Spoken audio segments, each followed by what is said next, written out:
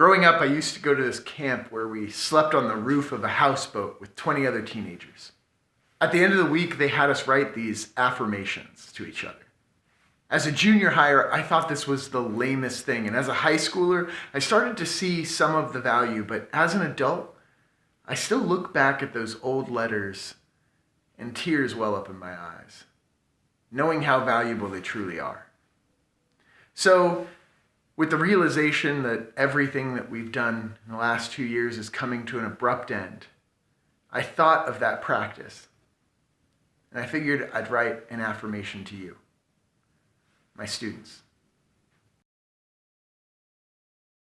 To my students who never had the graduation they so desperately earned, I write to you these affirmations as a toast to beginnings and endings and how they always seem to find themselves intertwined. It is time for a new thing to spring up inside of us, and this time brings with it an obligation to grieve what was before this. For you, this may be the first time, and for others, these phrases may ring with monotony. For me, I've ended and started more times than I can count, and in place of the pain of parting, I found a pleasure and excitement for what lies ahead. So here's a bit of unsolicited advice from a graduation speaker that never was. The first piece: leave space. Space for yourself to fail, space for yourself to breathe, space for yourself to exceed your possibilities. Enough space that falling feels like flying, and enough space so you can find your wings. Though it may seem difficult in the morning, I find this is the best time to soak in all the absence and remind yourself you're an echo in a void. And whatever happened before today bears no weight on what could come after this. Let yourself be, and you'll find yourself free. Secondly, people will tell you to follow your heart, and oftentimes these people write poetry. So it's easy to nod your head in agreement and understanding, while meanwhile, feeling like your heart quickly leads you to your biggest disasters, like that time you wrote a love letter and then were quickly rejected after. But know this: your heart is seldom fearful, and never as afraid as your mind, who constructs every possibility of failure in such a short frame of time that you have convinced yourself it's best to not even try before you've even gotten out of bed.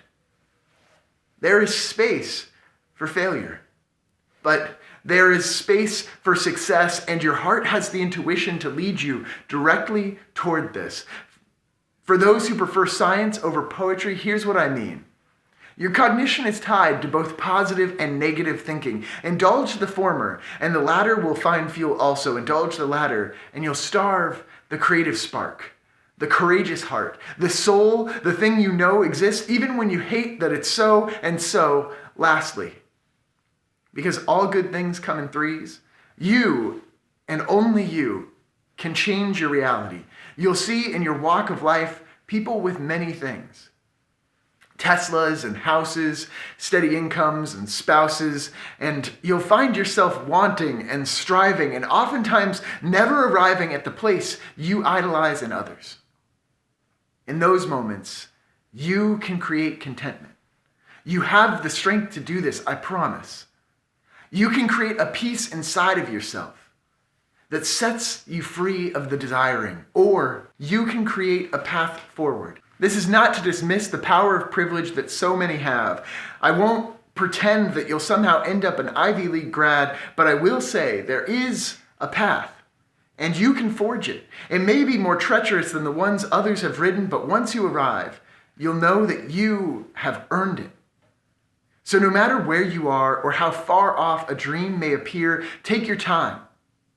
Use the space you require and clear your mind to hear your heart's desire, and then do what you've always known was right. Like hunger before a meal, it will make every failure and imperfection all the sweeter knowing that it was yours and yours alone. Not products of the bastards that set out to knock you down. They are yours. So here's to failures that you alone make. Here's to endings and beginnings and change. And here's to you, class of 2018.